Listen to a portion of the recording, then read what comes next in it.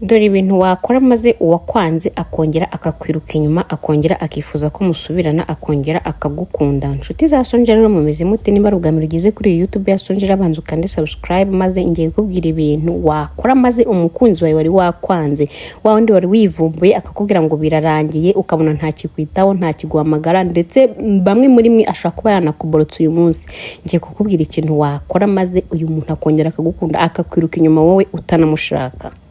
Bamwe muri twebwe dutekereza yuko iyo ugumye winginga umuntu cyane, ukaguma umuhamagara inshuro nyinshi, ukamumwandikira message nyinshi, ukaguma mbese udashobora gutuza adahari, twibwira yuko aribwo bituma uyu muntu agaruka. Ariko aya ni amakosa akomeye cyane akunda gukorwa n'abakobwa ndetse n'abasore bamwe na bamwe. Waba watandukanye n'umukunzi wawe, ukarushaho kumuhamagara, ukarushaho kumwandikira, ukarushaho kumubwira ibintu byinshi, yajya nakuboroka ugasaka izindi telefone maze ukamuhamagara. Aya ni amakosa cyane. Niba ushaka ko uyu muntu agaruka, ugiye kwirinda ikintu cya mbere, hagarika kumwirukaho, kumuhamagara kenshi, kumwinginga, kumusaba ibisobanuro bituma arushaho kukwanga aho kugira ngo abe yagaruka. Niba uri gushaka ko uyu mukunzi wawe agaruka rero, ugiye kumva izi nama ngiye kukugira, ibindi uzabimbaze. Icyo ni icya mbere. Tubonye ko nta kumuhamagara, nta kumwandikira, nta kumwinginga, ibi bituma arushaho kukwanga. Icya kabiri, ikindi rero cya kabiri ni ukwiyubaha. Iyo umuntu yiyubashye mu by'ukuri akurura urukundo. Kwiyubaha rero ni iby'ingenzi kubera yuko kwiyubaha bituma wubahwa.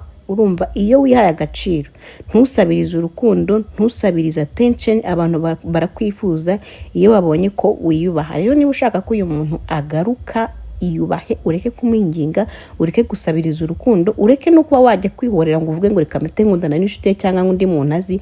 Ibi ngibi bituma gusuzugura, ntabwo uba wiyubashye. Icya gatatu, ibande ku buzima bwawe, kora ku nzozi zawe, akazi, ishuri, business, iterambere.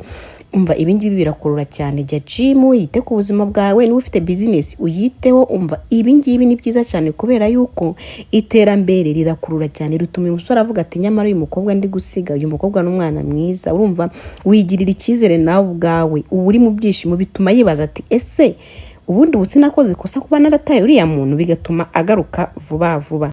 Icya kane rero, hari ibintu mujya mukora nk'ikosa mwibwira yuko ngo ibi bintu ngo biratuma ngo uyu muntu ngo akugirire impuhwe. Bya bintu mukora ugasanga watandukanye n'umuntu, ugasanga sitata yuzuye amagambo y'amagenurano, ugasanga yuzuye amarira, yuzuye indirimbo z'agahinda, za zindi zabande n'abande. Iki kintu none tuma atabona amakuru yawe menshi. Urumva, ntukamwemerere ko uri kubabara cyane ku mbuga nkoranyambaga. Nimba uri kubabara, byimenyere, ujye mu cyumba cyawe urire. Kurira ni sawa, kurira ni igice cy'ubuzima. Nuvuga iyo werekana ko ubabaye, bituma uhora nyine ahita abona ko umukunda cyane, akavuga we uriya muntu nzamugaraguza gati kuko arankunda cyane. Iyiteho ku isura yawe ndetse no ku myitwarire yawe. Ni ukuvuga ngo gerageza, nimba hari ukuntu yarasanzwe azi ufunga imisatsi, ubihindure. Niba hari ikintu yarasanzwe amenyereye kuri wowe, ugihindure. Ibi ntabwo aba ari ukwiyoberanya, ahubwo ni ukumwereka yuko yaba ari yaba adahari ugomba gusa neza. Ukumva wambara imyambaro myiza ifite isuku, uba ukeye, witere makeup ku buryo nazajya nakubona azajya atekereza akavuga ati ariko ubu ntabwo nakoze ikosa, akabitekerezaho kabiri. Ni ukuvuga ngo wishime ubwawe, kubera ko kwishima ku giti cyawe ni intwaro ya mbere ikomeye. Iyo abona wishimye, yumva nyine atakigufiteho ububasha, aho nyine umva noneho mwahurira nk'ahantu hakomeye ukamwirengagiza, aravuga ati Yesu we. Ashobora gutangira kwibaza ati nyamara uyu muntu wabona yarabonye umukunzi mushyashya, bityo bigatuma uyu mukunzi wawe yahita agaruka ikibuno mama ngo aravuga ati batantwarira umukunzi da. Icya karindwi, irinde kumuvuga nabi, kuvuga nabo uwo mwakundanaga. Ibi ngibi rwose ntago ari ibintu byiza. Njya mbibona cyane no hano kuri social media, njya mbona nk'abantu bastari ugasanga barashwanye, ugasanga bari kwiga batukana. Ni ukuvuga ngo kumuvuga nabi, kumusebye ntago bituma agaruka, ahubwo bituma kwanga burundu, akavuga ati none ndabona narakoze amahitamo meza. Niba ushaka ko uyu mukunzi agaruka rero, ihangane ibintu byo kumuvuga nabi no kumusebya, nubwo yaba ari ibintu by'ukuri yakoze, byihorere witurize.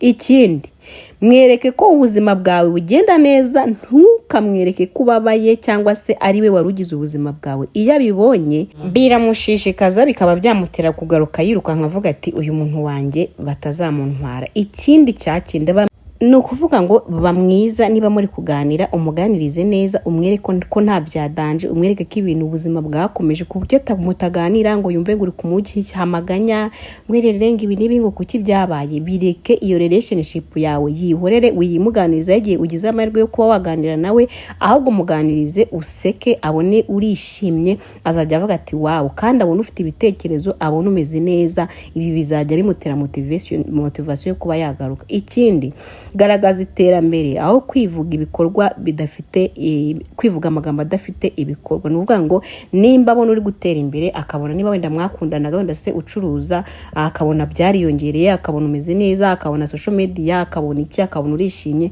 uyu muntu aravuga ati uyu muntu nshobora kuba nataye umuntu w'umumaro nk'abandi kwiruka ku busa.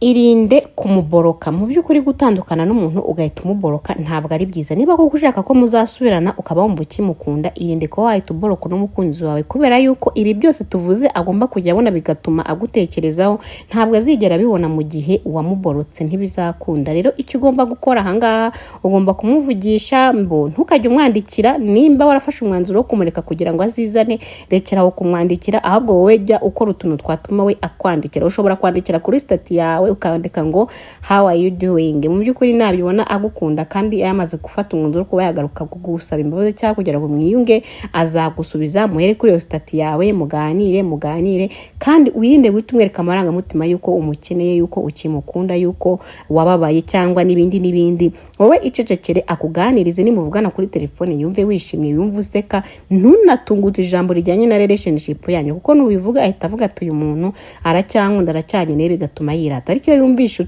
bitakinakureba, utanakibyitayeho, aravuga ati nshobora kuba narabuze umuntu w'ingenzi. Irinde kuba waganiriza inshuti ze uzibwira amabanga yanyu, uko mwatandukanye, umuvuga cyangwa se uvuga ko umukumbuye. Abangaba baragenda bakamubwira ko umukumbuye, agahita amenya ko wamukundaga cyane, bigatuma uyu muntu atinda kugaruka. Nimba rero ushaka ko uyu musore agaruka, ihangane, ntugende ngo ubwire abantu ngo urabona ngo shiri wanjye ngo mwamfashije. Hari ukuntu umuntu batandukana ukajya kwaka inshuti z'ubufasha, nimumfashe mumubwire ko nkimukunda. Ibi ngibi ni amakosa cyane. Ikindi kandi uzirinda gukora no guhita uba wakundana n'undi musore, kubera yuko mu by'ukuri uwo musore umukunze kubera yuko ubona ko shiri wawe byanze, ntabwo umukunda by'ukuri. Niyo mpamvu rero muri urwo rukundo rwawe n'ubundi ntiruguhira, ahubwo rurakubabaza cyane kurushaho. Niba ushaka ko uyu musore agaruka rero, byonyine mutandukanye igihe gito, agahita abona wakoze revenge yo gukunda n'umusore, ntago abifata nk'icyubahiro, ahita avuga ati uyu muntu n'undi ntiyari sere, niyo tubana yari kuzaba indaya, yari kuzaba gutya na gutya. Wowe ihangane, wifate, wirwaneho, ubundi umutegereze niba koko umukunda. Icyanyuma ngiye kukubwira nuko niba ubona byanze, ukaba wakoze buri kimwe cyose, waretse kumuhamagara no kumwandikira, wamuhaye space, wipostinga wishimye, akabibona ntagire icyo avuga, abona umeze neza muri business, wateye imbere, ntagire icyo avuga.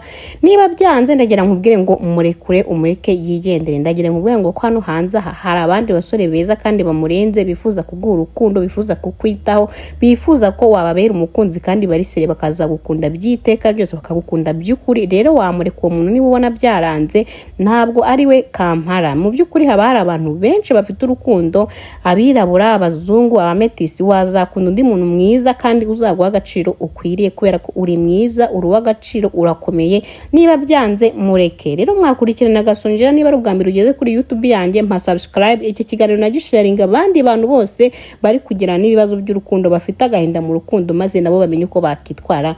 Murakoze.